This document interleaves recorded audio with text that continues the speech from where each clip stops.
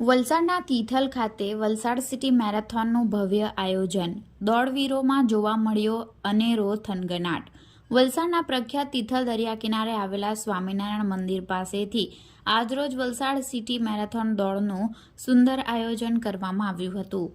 વહેલી સવારના ખુશનુમા વાતાવરણમાં યોજાયેલી આ મેરેથોને શહેરીજનોમાં નવી ઉર્જાનો સંચાર કર્યો હતો.